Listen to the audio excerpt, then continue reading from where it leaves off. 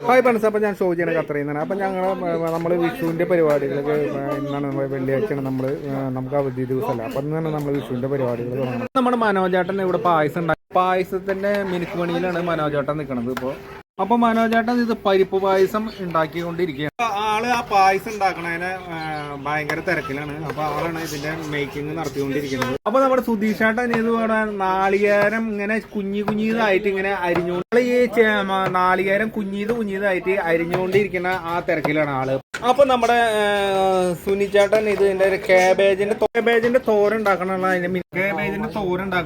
മിനുക്ക് പണിയിലാണ് ആള് ചെയ്തുകൊണ്ട്. സുനിച്ചേട്ടൻ ഇപ്പൊ എല്ലാം ഇങ്ങനെ കൃത്യമായിട്ട് നമ്മൾ തുടച്ച് അത് വൃത്തിയാക്കുന്ന പരിപാടിയിലാണ് രവിചേട്ടൻ ഇരിക്കുന്നത്. അപ്പൊ പപ്പടം നമ്മള് കാച്ചണുള്ള പരിപാടിയിലാണ്. ഈ പപ്പടം കണ്ട അത് വീർത്ത എന്താന്ന് വെച്ചിട്ടുണ്ടെങ്കിൽ ഇത് അത് കണ്ട വീർത്തിട്ട് ഇങ്ങനത്തെ പപ്പടം നാട്ടിൽ നിന്ന് കൊണ്ടുവന്ന പപ്പടമാണ് ഈ സാധനം. കണ്ട സൂപ്പർ പപ്പടം. ഇതാണ് നമ്മുടെ ഗുരുവായൂർ പപ്പടമാണ്. ഇത് കണ്ട ഇത് ഇത്ര അധികം വീർക്കണം. നമ്മളിനി രസത്തിന്റെ പരിപാടിയിലാണ് ബാക്കി നിൽക്കുന്നത് ഒരു പരിപാടി.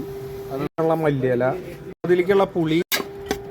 ഇപ്പൊ നമ്മുടെ പായസം റെഡി ആയിട്ടാ, പരിപ്പ് പായസം എല്ലാം റെഡിയായി.